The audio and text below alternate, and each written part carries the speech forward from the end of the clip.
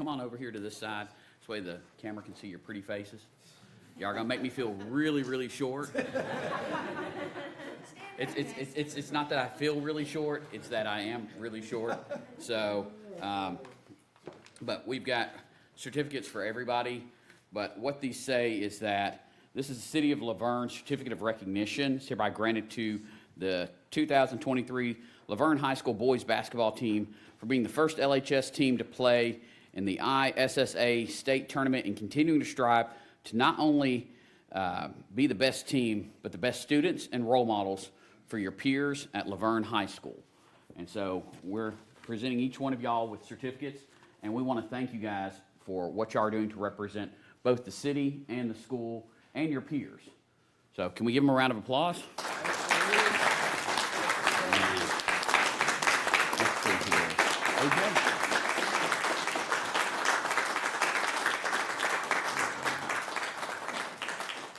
Jason?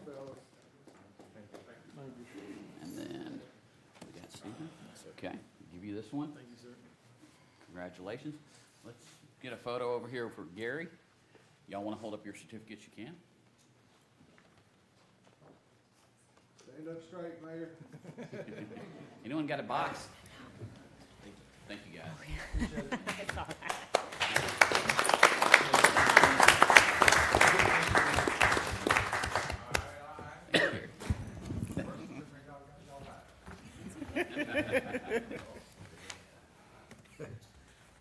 And if y'all saw them playing at MTSU, it's a feat.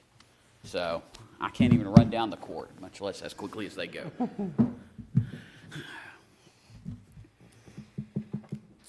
Let's see here. We will have the public comment period. Then we'll have departmental reports on Tuesday before going over to old business, which is second reading.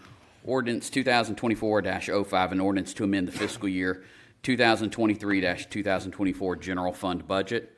This is second reading, and this is for funds for the police license plate recognition system. Does anyone have any questions? Seeing none, we're going to go over to the consent agenda, which Bruce parred down for me, so we only have to go to M instead of O. First, we have approve or reject city bids and purchases, the Sourcewell contract to purchase 2 Hustler mowers for the Parks and Recreation Department. The mowers, the total price is $29,499, and this is available in this year's fiscal year budget. Does anyone have any questions? I think David and them do quite a bit of grass cutting over there. Next, we have the OMNIA Partners Contract to purchase 2 Exmark mowers for the street department.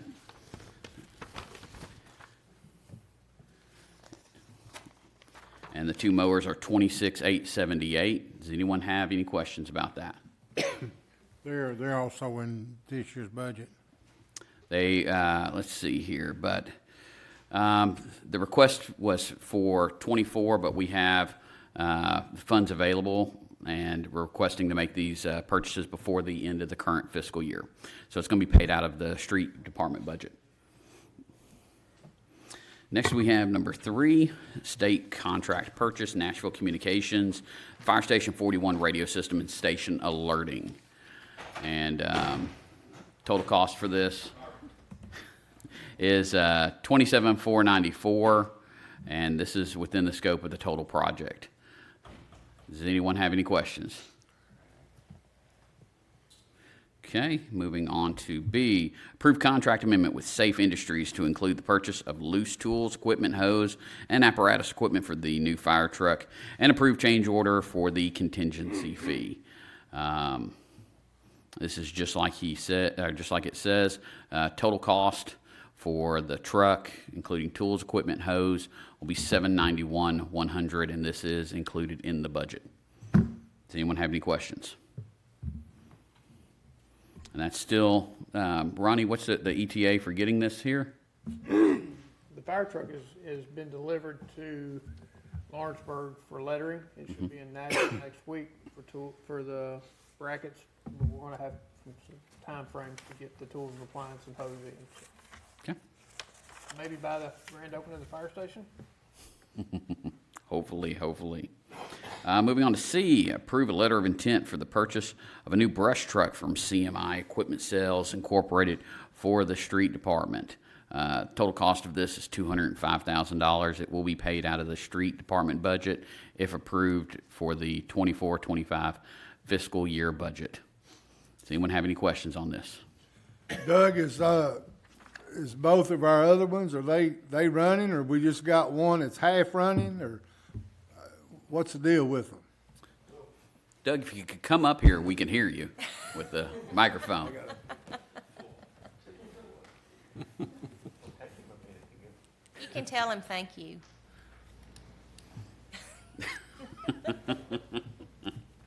Well, no, seriously, I've heard some things, and people have asked, how many, it's like one day a truck's running, one day it's not. Yes, sir.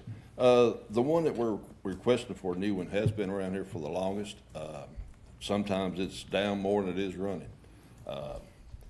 We are asking for a new one to take that one and put it out of service for right now, and have it for backup. So basically, we got two running whenever they run. And basically, that's what we're asking for.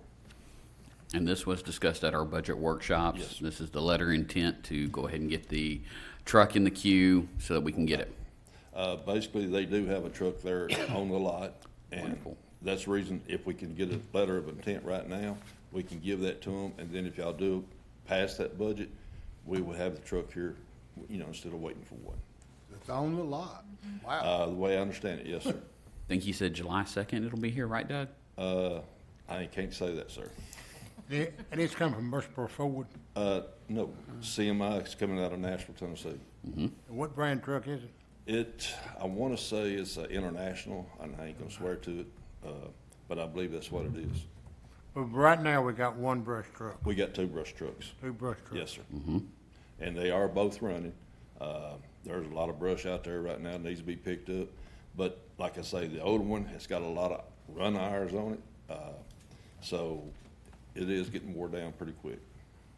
Still gonna have two running. You'll still When have we get two the running. new one, use the third one as a backup. Yes, sir. And this comes out of next year's budget. Yes, sir. If y'all approve it. Yes, this is a letter of intent. And like I say, the way I understand it, it is there on the lot, so. And that's the reason we're asking for a letter of intent, so that way they will hold it for us. Wonderful. Thank you, Doug. Thank you, Doug. Next, we have approve amendment number 2 to the engineering services agreement with Griggs and Maloney for the water treatment plant and water distribution system SCADA upgrades project. Ms. Jamie, I'm going to let you take this one. Good evening. I hope you all are doing well this evening. This amendment request is for our engineering services related to the water system SCADA upgrades project. We have completed phases 2 and 3 from the prior agreement amendment number 1, which included a deeper dive into the project planning and the scope development, and then developing the construction plans and specifications with obtaining TDOT approval or TDEC approval, and then completing the construction contract bidding and award phases. And now we're moving into phase 4 of the construction oversight. I know my proposal letter was lengthy, so I'll try to summarize that a bit briefly here.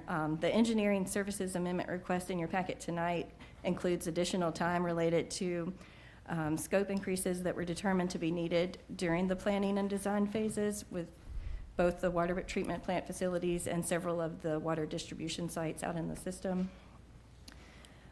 As we moved further into the design and development of the specifications, we also realized we had originally estimated a 12-month construction timeframe, working with the SCADA integrator and just all the pieces and parts that are going to be needed to get it through construction. We needed to add some additional time, so we have an additional 12 months of construction oversight added to our scope.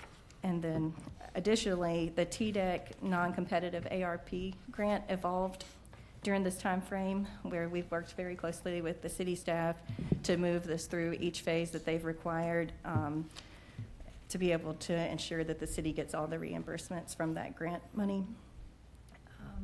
And there's additional future submittals and site visits that they're going to require, so we've put additional time to be able to help with that. And then lastly, we've included time for the warranty phase of the construction contract. With this type of project and the size of it, we expect there's probably going to be some assistance needed to fine tune and work out any bugs that don't show themselves when we're doing the startup. So just trying to go ahead and be ahead of that. So all of these items will be on a time and expense basis per our original contract agreement. If you all have any specific questions, I'm happy to answer those. I don't have a question for you. Phyllis, is this coming out of this year's budget or next year's budget? This is actually kind of spread over the next 3 years because it's a 2-year construction contract time, and then the warranty phase would be the 3rd year, so, Be staggered over 3 years. yes, sir. Any other questions? Thank you all. Thank you, Jamie. Moving on to E, approve amendment number 3 with Kimberly Horn for the Blair Road West Extension Project, additional environmental and design work. This is essentially an amendment. The total value of the contract with both of these is about $463,000. Amendment number 1 was $56,300, and number 2 was $12,685. And so this is basically modifying our agreement to continue the widening of Carruthers down to the existing bridge over the unmanned or the unnamed tributary of the east branch of Hurricane Creek. Bless you. Thank you. And this will improve the road to 2 12-foot drive lanes, 2 4-foot shoulders, roadside ditches. It'll improve the safety of that area. And I know prior boards, back whenever I was still an alderman, we talked about that area where 2 school buses weren't able to pass at that time at the same time. And so since then it's improved. We've added some width there, but definitely needs to be more work done. Does anyone have any questions? I appreciate the consideration gone into Blair Road West, but what about Blair Road East? I mean, same safety concerns there, at least in my opinion, as far as there's ditches on both sides of the road, pretty narrow that 2 cars can marginally pass. Well, it would be a separate project from this. This is just amending the agreement that we have for the Blair Road West. Yeah. That would be a separate project. But Gary, do you want to go into that? Just add to it, Alderman Hobbs, the Blair Road, this extension on Blair Road West provides the detour that we need to successfully do the South Waldron Road widening. So the two Okay. are tied together. So this is almost like a first phase to the South Waldron Road, because you can kind of picture that middle section of South Waldron. Sure. This will get you around that where all the driveways are coming out onto there. So if we don't have this, South Waldron gets really, really hard to widen through there. So that's the Okay. push on this. Okay, yeah, thank you. Thank you, Gary. Any other questions? Moving on to F, approve amendment 24-4 to contract 2426-17 with the Greater Nashville Regional Council for the Laverne Senior Center. And so it increases the city's obligation, $13,311, which should have already been met. Does anyone have any questions? Moving on to G, approve contract modification number 1 with TTL Incorporated for structural inspection services for the Public Works and Community Development Services facility. And this is essentially it's to increase the ceiling and time and material structure inspection. This replaces the previous ceiling of $100,000. It's not to exceed $160,000, so it's a $60,000 increase. And there are sufficient funds unallocated within the existing approved budget to allocate for this increase. So there is no change to the project budget. Does anyone have any questions? Moving on to H, approve change order number 2 to the agreement for engineering services with CTI Engineers Incorporated for the Upper Cheney Woods Interceptor Sewer Segments 4 and 3 project. And This is to increase not more than $3,770. And this is a change order to make modifications to the Fergus Road pump station. Does anyone have any questions? Moving on to I, approve change order number 2 to the contract with Mofield Brothers Construction Company LLC for the Upper Cheney Woods Interceptor Sewer segments 4 and 3 project. And this is change orders that increase the total contract amount by $361,785.80 to $5,949,211.32. It's the change order is for the installation, dealing with the gravity sewer, and so this work also includes the removal and replacement of the sluice gate on the Fergus Road lift stations. Does anyone have any questions? It is also going to add 120 days to the project, so the end date will be Halloween of this year. And this is all the work that you can see a lot of the piping over by Hermitage Valley. Heritage Valley, right off of Fergus. Any questions? Moving on to J, approve amendment number 2 to the engineering services contract with Reagan Smith Associates for the South Waldron Road project. And so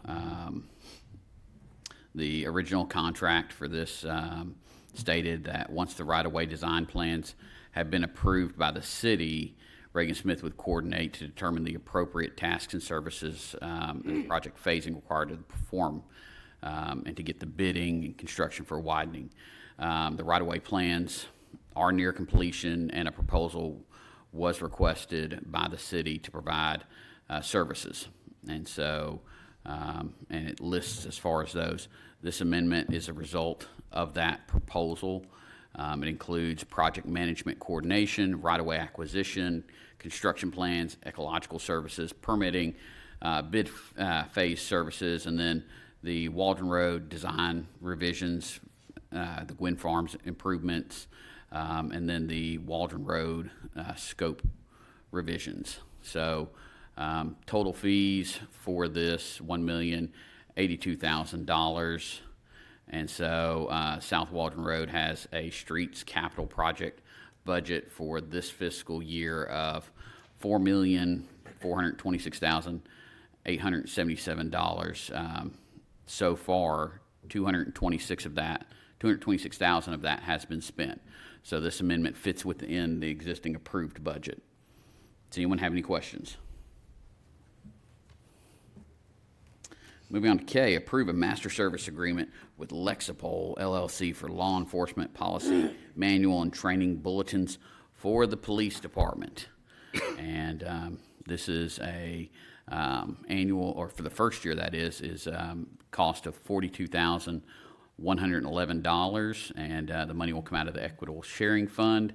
There will be a budget amendment on the agenda to appropriate the funds for this purchase from that fund. Does anyone have any questions?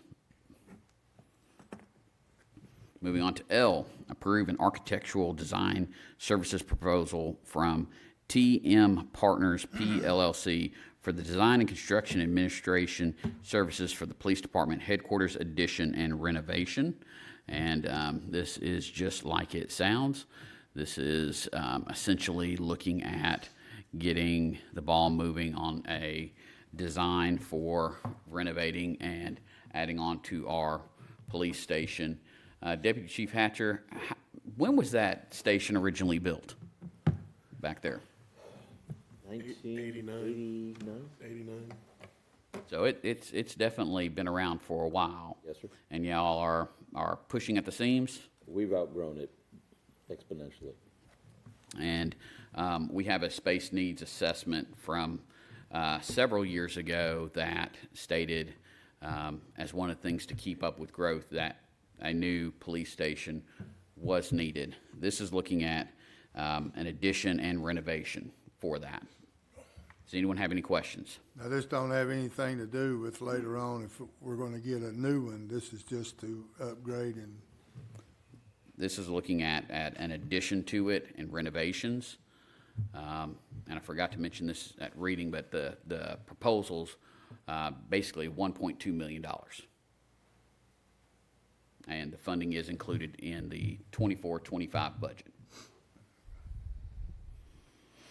Any other questions? This would be for an expansion, if an expansion is needed. It's also renovating the existing, but if, what's been talked about is a brand-new building right next to the existing. So that's, I think that's kind of what you're asking is. it's just if it a would be- whole different, that's gonna be a whole different thing. Basically, that's going to be in their services. They're going to basically come in, pick back up where they left off with previous chief.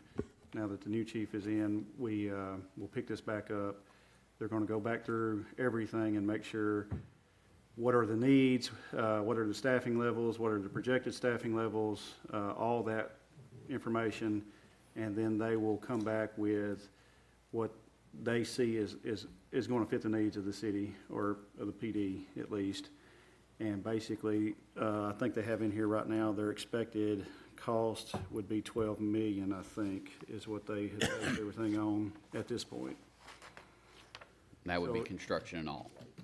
Yes, the construction piece.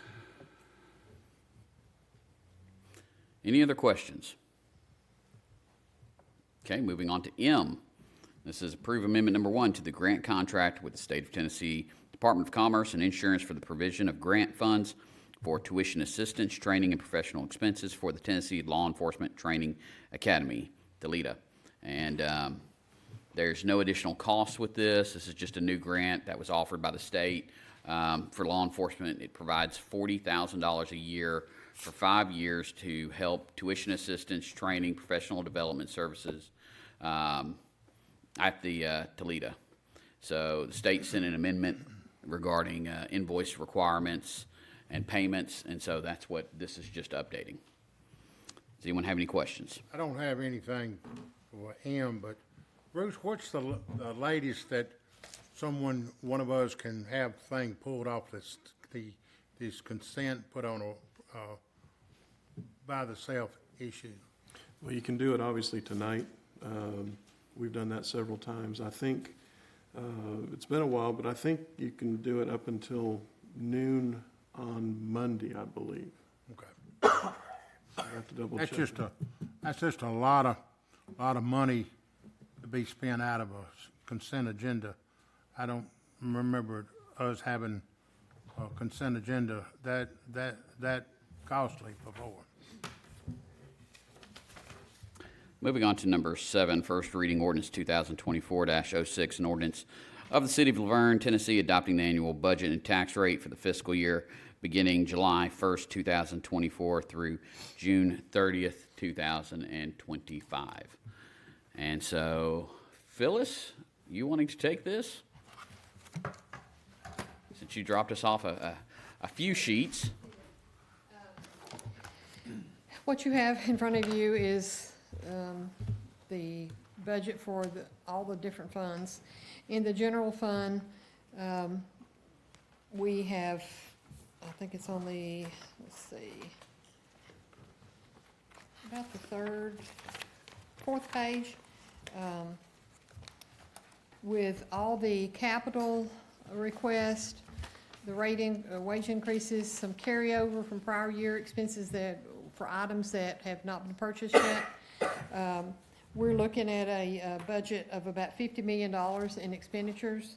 That does include the general funds portion of the Public Works building.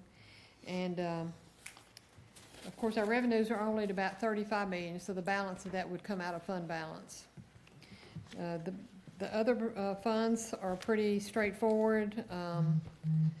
You do have a nonprofit list. It's about 16 pages before that orange tab, if you want to look at that. Included in that budget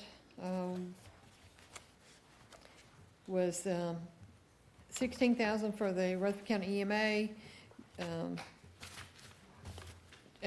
Chamber of Commerce was $11,500 for economic development, $7,500 for convention and tourism, $20,000 for Destination Rutherford, RTA $13,000, GNRC $15,000, Rutherford County Health Department $4,000, Mid-Cumberland $7,500 for Meals on Wheels, $42.59 for dues, $1,000 for transportation. You got your child advocacy for $8,000, Club Knockout for $25,000, Carpe Artista for $12,500. In the drug fund, we have $8,000 allocated for the child advocacy, $4,500 for TPSN for the police related issues, and then you have $4,500 for the Tennessee Association of Police Chief, $10,000 for the Industrial Development Board, and $2.5 million for the Industrial Development purchase of property. How much for the industrial deal? There's $10,000 for their normal fees, for their normal nonprofit request, and then $2.5 million for purchase of property.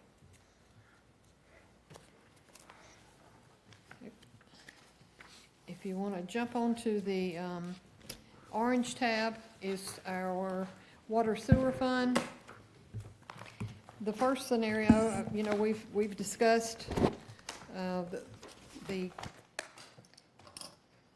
issue of our water sewer expenses have exceeded our revenues in our operating. So we put together a couple scenarios here. One is with the rate increase, and the second page is without the rate increase. I think Bruce has provided you with a schedule of what the new rates would be. I think for residential, the increase is about $5, if I'm not mistaken, Bruce. I don't have it right in front of me. For the first 2,000 gallons used, and then a little bit of increment after that. So we have that schedule if you have it in front of you there. But without the rate increase, we're at a $2.5 million deficit. With the rate increase, we're about a $70,000 to the good. And under state law with We TDEC. cannot present a negative budget to the state.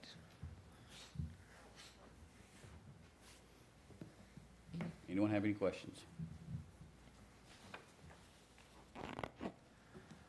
So we got the study back. The rate schedule that we have is from the study. We do not have the full report back yet, but the rates, we got a rough draft, and the consultant has reached out to her peers to review the report, and we should be getting that back any day. But this is the rough draft of the increase that is necessary in order for us to opposite into the good. But with the Operate. increase, you say we're still gonna be a little bit short? No, we'll be about looks like about $70,000 to the good with the increase. And that's for this first year, where the increase should go up? There is some additional increase for the next few years.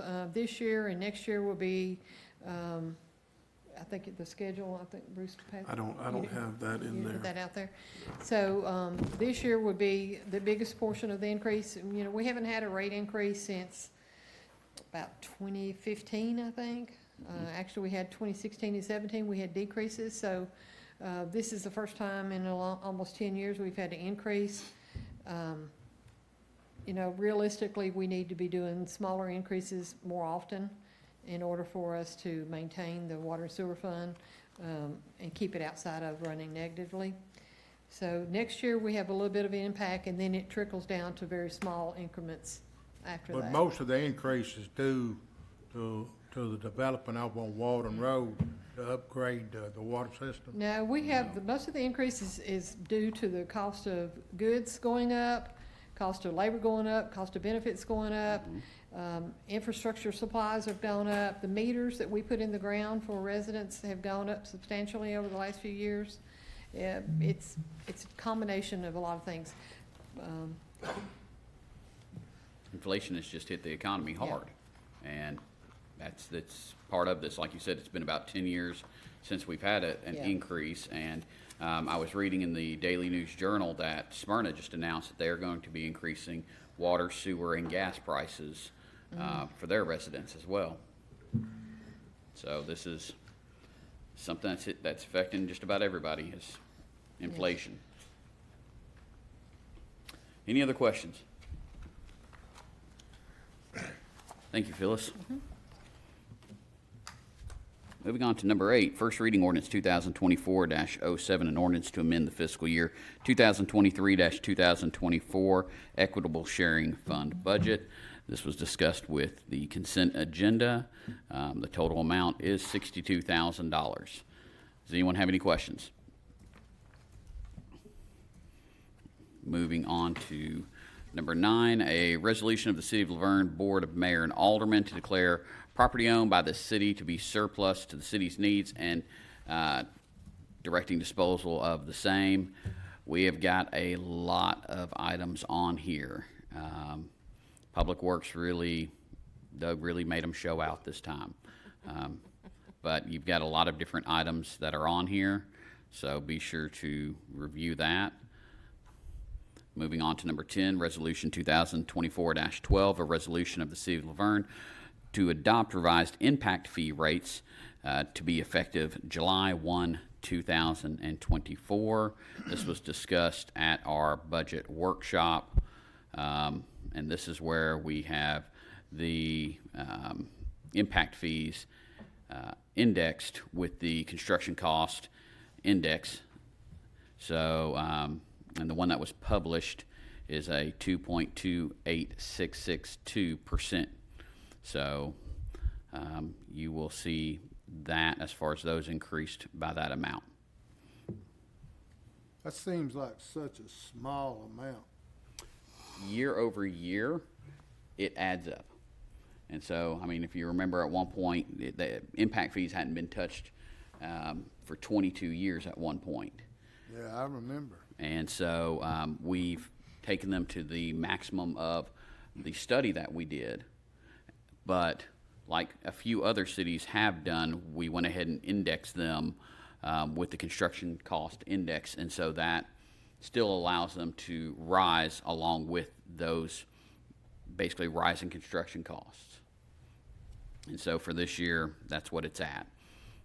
2.286662. We can't just go 2.3.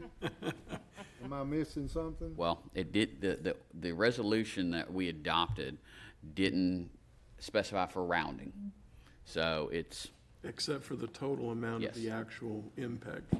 yes. So the actual percentage that we're using is whatever the actual percentage is. I know I've asked this question before and I never got an answer. What does Laverne make on a average single home built in Laverne? You still have that, Colin? Let me find it. We'd sent it out before, but I think it was about, for a 3,000 square foot home, it was about $12,000. By the time you do the building permit, the impact fees, the tap fees, everything. That's just what Laverne gets. Now, the county gets something too, I think. Yeah, if you're going to. I was thinking it was running around about $15,000. That's for the county and the city both. I'm not sure what he's talking about on that. I'm not either. I think the county gets 1,500.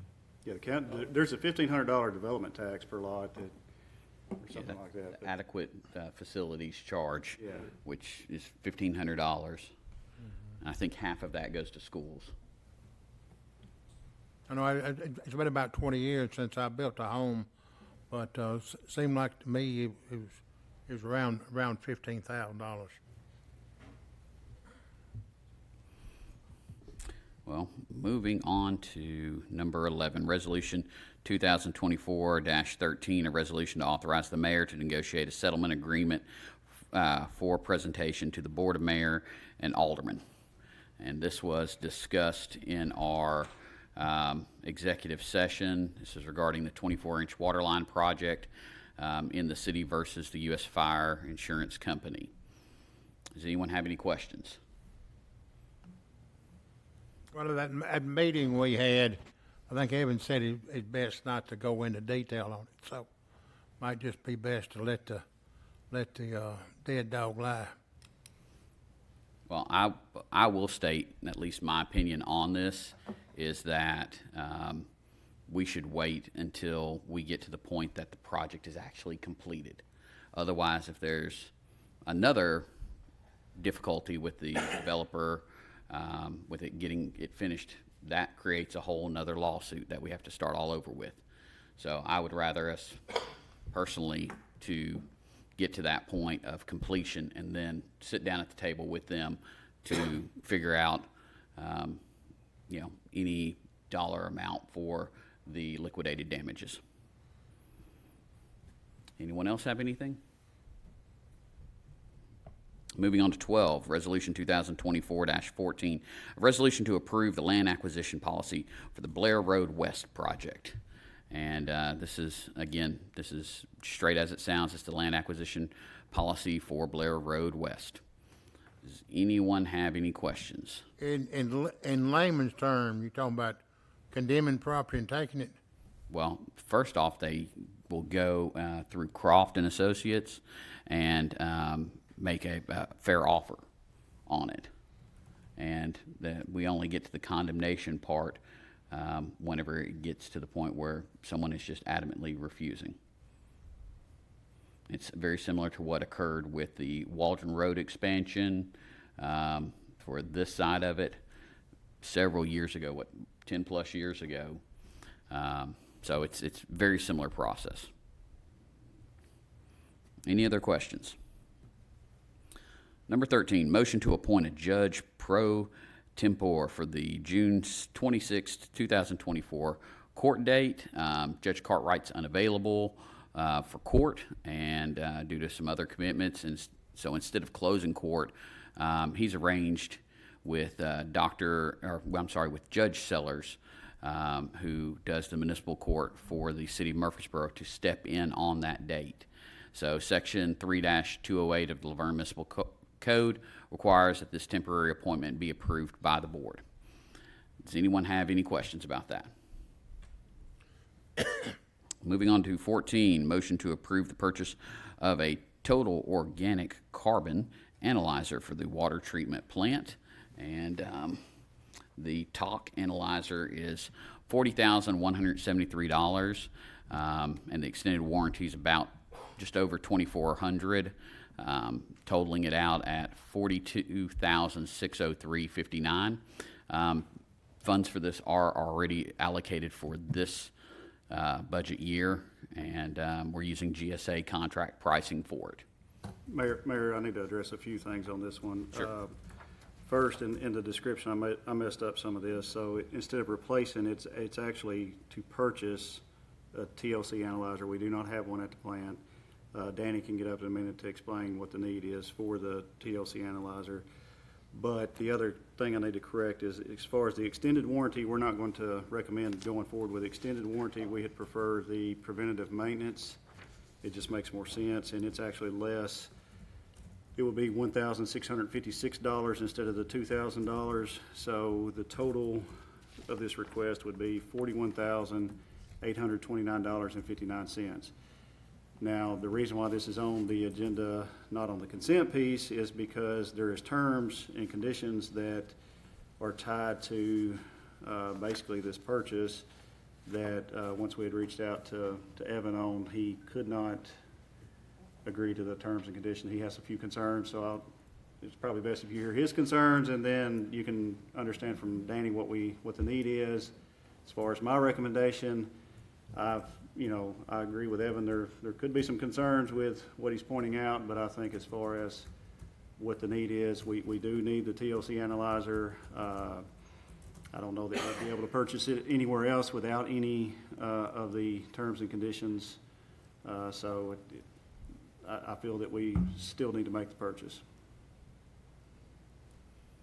Evan, would you like to comment on that? Yes, I would. I'm going to get back and look real quick to see what the concern was. Do y'all have my email by chance? Or? While you look through that, Danny, go ahead and just explain to the board as well as the public watching the TOC analyzer and how it works, what it does. Yeah, so what we're needing this equipment for is to have a continuous monitor of our TOC removal, total organic carbon removal percentage. So what we base, the reason that's important is it helps us know how many what the amount of disinfection byproducts we're, producing out in the system, I guess would be the proper way to put it. So higher removal of the TOCs in turn takes less production of the disinfection byproducts, or creates less disinfection byproducts is the word I was looking for. So currently we have one sample per month that we send into our certified lab. We wait 2 weeks, we get that result. Anything above whatever, we're required to have a 15% removal of TOC for depending on our alkalinity, but we shoot for roughly 50% because that lowers the amount of disinfection byproducts produced into the city, or into the water, which is total trihalomethanes and haloacidic acids, which we're required to keep below a certain level. If those get above a certain level, we have to notify, which is in our consumer confidence report, the CCR, which is posted online. So that we're doing a good job of keeping that. What we're trying to do is optimize the process so that we can continue to have the highest amount of removal of TOCs to limit the production of disinfection byproducts, as well as optimize and treat as efficiently as possible the chemicals we need to do that. Okay. Everyone understand that? I try so hard for the last 6 years to understand the water plan. I've been on the tours with you, and every time I read about them, so. I stumbled through the beginning, so that didn't help too much. Well, I like Try to to try confuse you and at first. least make the right vote, so I know what I'm voting for, but Kyle says we're not repairing, we're actually replacing. Well, we're actually purchasing. Yeah. We're actually purchasing. We Not a we do repair not or have a replace. TLC analyzer at the plant. Okay, so we don't have one now? No. No, sir. And this is actually something that was brought up in the operational evaluation report submitted to TDEC in February of 2018, to say that it would, when we had the operational evaluation limit exceedance for haloacidic acids, one of the recommendations was, or one of the notes in there was saying if we had an online TOC analyzer, it would help us optimize this part of the process, which could keep us from exceeding those limits. Clear as mud, Steve? Well, I mean, I'm trying to wrap my head around the fact that if we've never had one, and we obviously need one, Yes, sir. what have we been doing? We'd send them off to the lab. So yeah, we're required monthly to send a TLC So sample off to the lab. this will alleviate that. It won't alleviate that. What it does is it gives us the ability to have real-time information. So we can go look at this monitor and say our TLC removal is 42%. Well, we don't like that because for us, under 50%, we have data that shows that 50% removal or above gives us less production of disinfection byproducts out in the system, which is what we want to eliminate. We want the least amount of DBPs as possible.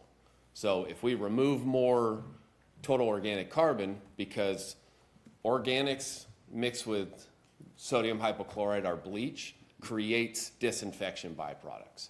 We So have we have to disinfect the water. I and guess that's my what it main does. question would be, is this gonna make our water Yes. better? Yes, So that's, this is a tool that's going to improve water quality. Yes. As they use it. So Yes. your water quality is definitely going to go up. The issue basically, because we've talked about this, we budgeted for this, it just came to an issue when we got the contract, because it's off of GSA pricing. yes. There's terms on there that basically says by purchasing this, you agree to Shimatsu's terms and conditions. Well, that's just one small little piece, but when we sent that Devin for review, he actually read through the terms and conditions and he had some concerns. So that's why, So I guess we need to turn to Evan now and see what his concerns are. So two concerns on this. One is that it says the contract would be governed by Maryland law, not Tennessee law. We're obviously a Tennessee municipality. We want our contracts governed by the laws of this state that protect this municipality, not the laws of another state. The other problem with the terms and conditions is it says the city of Laverne would indemnify the vendor in this case, meaning that if the vendor got sued in connection with it doing work for Laverne, that Laverne would be responsible for whatever happens. Both those two conditions to me are deal breakers on that, from my perspective, but ultimately it's y'all's decision. So we're back to that deal we went through here a couple months ago with that, I don't remember, but I remember something about it, but we either gotta go with recommended staff And that was the HR, I or think. HR, that's what it was, HR, or recommendation attorneys. And the reason we chose this particular device is this is the same technology used in this continuous analyzer, online analyzer, that's used at our certified lab. So it's the exact same that will give us we'll be able to take each sample side by side, know that the same technology was used versus using a different type, which are probably still gonna have terms and conditions in that equipment. So that's why this specific device is something the water treatment plant is asking for. So best case scenario, we get better water. Worst case scenario, Evan, is, You get sued in connection with this, and you don't have any protection that you would have under Tennessee law. And they won't take that out. I've not spoken with the no, vendor. they won't. So, and Evan, can you give us a scenario that we would be sued? Yeah, I mean, say that there's a defect in the product and somebody is working on it and it explodes. I mean, I'm making this up, and then there's a gigantic lawsuit over how this damage came to be, and the city gets sued and the company gets sued. Well, where we would have protection under the contract governed by Tennessee law, where we're capped in terms of the damages that we can be forced to pay, and also we can't be responsible for somebody else's liability. If this contract is entered into, then I don't know what the law in the state of Maryland is with respect to that. It could be wide open. So whereas our damages might be capped at $350,000, if we're governed by Maryland law, it could be $3 million. So we could end up losing more money than what we would otherwise lose if it was Tennessee law. I mean, I don't know how realistic that is, but all I can do is just say these terms are not okay with me. But that's not a reflection on the value of the product and whether we need it. It's just a different consideration. And it is I believe there's two different terms and conditions involved in this, because the equipment, the main piece, is actually under the GSA contract, which already has their own terms and conditions.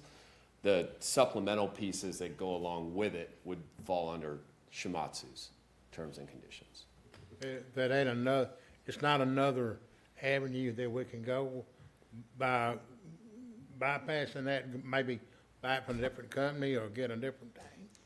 So there's gonna be terms and conditions with anything that you purchase. So whether we agree with them or not, there's gonna be terms and conditions. So if we went with Hawk, there's going to be something, maybe a positive or negative that comes up with us. The reason we're not choosing a Hawk in comparison to the Shimatsu is the type of technology it gets the results with, the internal functions of the equipment. what's this thing look like? It's a box. It's a box that has water. Is that a dumb question? No, it's basically it's a box that's mounted to the wall. It has a raw water feed, a finished water feed, and goes through a certain process that lets us know how much total organic carbon there is in the raw water, and then the total organic carbon that's in the finished water after it's been through the process calculates a percent removal. What other cities has this deal? I haven't reached out, but I know when I worked for the city of Scottsdale, we had a benchtop unit that we would test our granular activated carbon filters every single day. The same thing? Yeah, we'd take grab samples because it was a benchtop versus continuous. So it is used, and Shimatsu is, I believe, the #1 company in the country, if not the world, that produce it. They came up with this technology. So it's something well-known and used. Evan, throughout I had a industry. conversation about a month or two back with Craig Tyndall, the former city administrator with Murfreesboro, and we're talking about these different scenarios where terms of service are an issue. And he had mentioned that they're only able to agree up to state law for these terms of service. So they still are able to push forward with these that have unfavorable conditions, but they're only agreeing up to state law. What is your view on that with this and with even some of the other ones we've done? Well, if I understand that correctly, that would mean that the vendor would have to agree to a modification of their terms and conditions that would state only to the extent allowed by Tennessee law. But in this case, they're not even agreeing to Tennessee law. So, yeah. So I'm all about better water, but I can see where Bruce gets his caution on the side of error from our attorney. So, I guess my question, because, I mean, I'm going to speak out for this because we definitely need it. If we purchase a car, is anybody checking to see if it's terms and conditions of Ford? What's Ford's terms and conditions? I myself agree. It's just that, you know, our names are the ones that go on that, so we want to make sure but we certainly, there again, I certainly want to go with my department heads and believe in them and trust their judgment. Any other questions? Thank you, Danny. So moving on to 15, we've got appoint or remove board and committee members. First up, we've got the Beautification and Arts Advisory Committee. We've got one vacancy and one term that expires or expired on April 30th, and the vacancy is Al Lane's, and Laura Ward's term is expiring. This is being advertised on Channel 3 and online.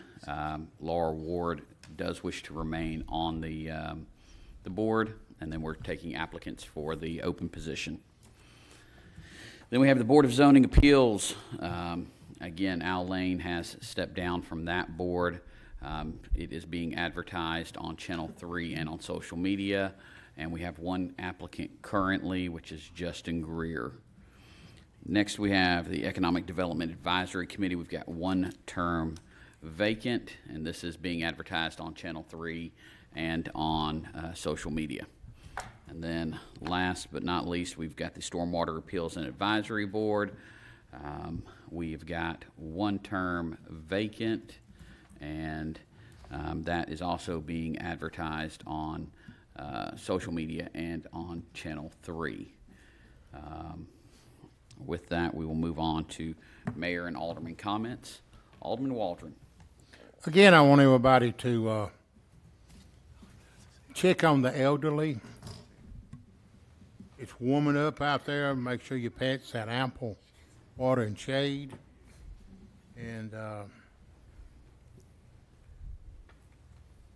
think Bruce brought this up to me about